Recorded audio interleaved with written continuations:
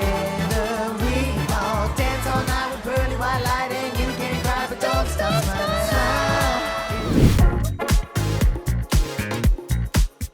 It is such a dream to get to return to the world of Henry Danger. You know, I feel like Frankini is just the gift that keeps on giving. And I've had the privilege of not only being on Henry Danger, but also on Danger Force. But when that show ended, I was like, oh, well, bye, Frankini. Nope, that's not true. Got the phone call. Want to be in Henry Danger the movie? Yes, I do. I'll be right there. And so here we are. And I'm so thrilled. I can't imagine Henry Danger the movie without Frankini. So I'm glad we don't have to.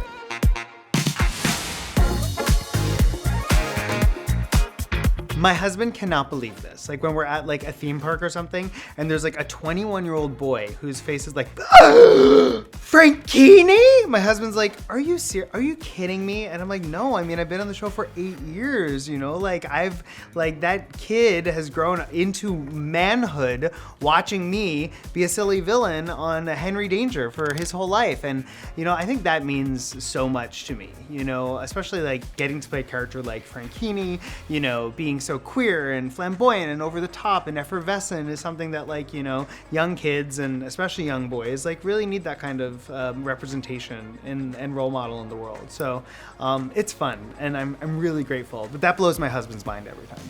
He's like, what? That he knows you from Henry Danger? I'm like, yeah. He's like, that man is freaking out because you're Frankini? And I'm like, yeah. It's crazy. I'm really hoping that this movie introduces Frankini to a whole new generation and group of people, and that they then go back and binge the whole series, which I think would be so fun. I actually think I should do that too. Yeah, that'd be fun. It's been a minute. Yes, smile. It doesn't cost a thing to smile. I love the song Smile. I have such a good time being Frankini and getting to perform musical numbers. That's one of his most villainous talents, is that he likes to make everyone sing and dance, which doesn't sound that bad to me, which is also why Frankini is pretty fabulous. And in this movie, we get to sing the song Smile, which is a very cheeky song about how a smile can really change your attitude. And it can just shift the mood. And my favorite line is, you can cry but don't stop smiling, which is so ridiculous. Like, you can cry but don't stop smiling.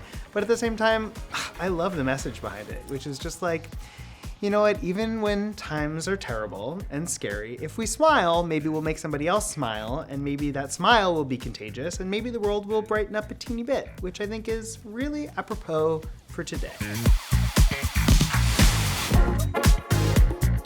It's so cool that we get to have like this kind of multiverse experience because, you know, Frankini just keeps getting bigger and grander and just more effervescent. But in this film, we take him to a completely different place that I never ever thought we would take Frankini to, which is Fangkini. Like, I got to really flex my acting chops by like doing a completely different character who's very grounded and very subtle and also very scary. And it was so cool to get to do that on set. My whole life I've dreamed of playing a creature, and never, ever, ever in a million years did I think that my entrance into the world of creature would be Frankini. But here we are! Frankini is born, and I'm obsessed with Frankini. Frankini's hot. I also always loved like the sort of scary for kids stuff when I was a kid. Yes. I liked like the entry horror stuff. Yeah, me too.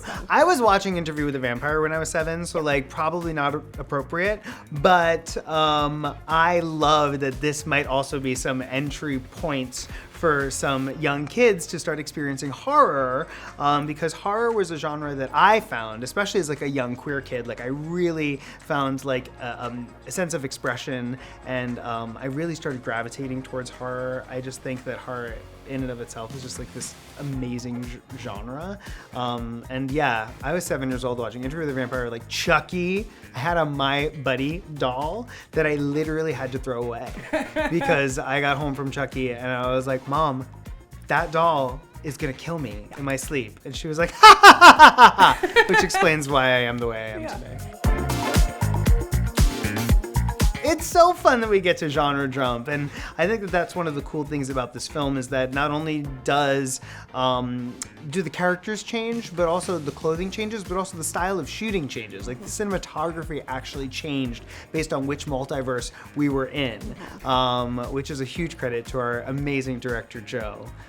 we did it, Joe, is what I'd like to say to Joe. And it makes sense that he came off of like Star Trek, you know? Yes. Like that totally makes sense. Exactly. Like, you know, my whole life I've always just wanted to be in Star Trek. So this is my first step towards it. And also my makeup artist who turned me into Frankini, turned me into a vampire, actually worked on Star Trek and did a lot of those monsters and aliens and creatures. Yeah. So I'm like, oof, this is one step away. I'm 1 degree of separation from starring with Michelle Yeoh in the next Paramount Plus feature of District 31. Yeah, Frankini could jump. Yeah, into that Frankini movie. should jump into being the co-captain with Michelle Yeoh in Star Trek.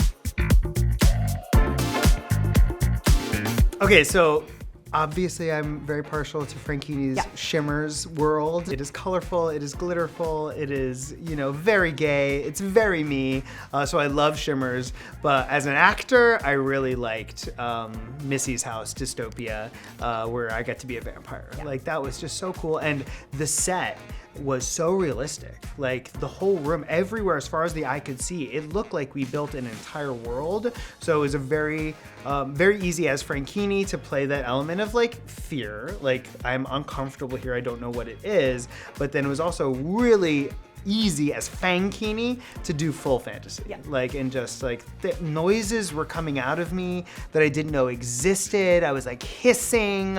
I was like half velociraptor, half like you vampire, you know, succubus. It was great.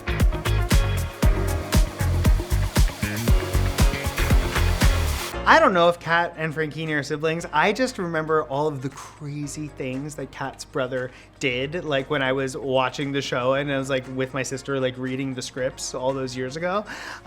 So some of those things I don't know that Frankini would do, but I like to think that maybe if they are related, that maybe like Frankini was just having a lot of trouble expressing himself, and that he found his purpose later in life, which was to be an egomaniacal YouTuber and then take over the world via musical theater. Sure, and maybe that's one of the dimensions. Yeah, maybe he's just, maybe they are the same person. Yeah. I truly don't know. I'm not the one to ask, but if there is a crossover episode, I'm there, ready to go. So I think we've seen a lot of Frankini like taking over random spaces with his ability to musically hypnotize people, but I think that we haven't seen it like fully done to the like 1,000,000th degree yet. So I think Frankini would hijack the Super Bowl halftime show and like have like 200 dancers and like fully have his Beyonce moment. Because we've had like tiny little, you know, like little things. Oh, I have like 12 dancers. I have like 6 dancers. It's like, no, I want the Super Bowl halftime show. That's Frankini. And we should do it. Nickelodeon does the halftime show better than the NFL. I mean, the recent one of me going to see Wicked, dressed in sequins from head to toe, being neon pink, and then the woman asking me what movie I'm going to see, is probably, that, and that's just, it's iconic. Yeah. Like, it was one of the funniest things I've ever done or seen. So I love that moment. I think it's fun. And of course, supporting my sister in Wicked, which is the best performance I've ever seen. Frankini may be a close second, but like, you know, Glinda, she wins. Yeah, I mean, that's a huge, and also that's like a huge viral moment for everybody, right? So yes, Wicked. It's cool that it, I think one of the cool things about the way social media reacts to things is like they're starting to, I feel like, get it right about like the things that are trending also being like really good pieces in the world. And so like I love seeing that Wicked is trending so beautifully because it really is just good. It is good. And so that's really fun. Oh, I'm excited for them to see the return of the OG Legacy cast members. Like, I have been working with these actors since they were children. You know, it is wild to see people that I met when they were like 11, 12, 13, now be in their 20s. Like, what is going on? This is insane. It's also so exciting to see them grow as actors. You know, like Ella, who I do a lot of my scene work with, is like so like mature, and her acting as Van Piper is like so like eerie and creepy and subtle and magical. So it was lovely to get to work with her, but also like we were laughing between every take because we couldn't see. We were literally, our contacts were like completely frosted over. We have these nails that are like literally dangerous. Like I had to change my nails to go to the bathroom for fear of injuring myself. That's as far as we'll go here on camera. But like, so we were laughing, we had the best time, but then as soon as the director called action, we were like dropped in, and it was really cool. And also just working with Jace again. Like Jace is just so wonderful, and he did so well in this role. He's so committed. Like I had like a fight scene with Jace, and I was like, Jace, are you actually gonna kill me? Like what's going on? And you're like, whoa. He's so good at fight choreo, and this was my first time doing real stunt fight choreo. So I was a little intimidated at first, but it ended up being so much fun. I want to do all my own stunts from now on. If they'll let me, I'll do it. Insurance, just give me, I'll be fine. It's great. Perfect. Back of steel.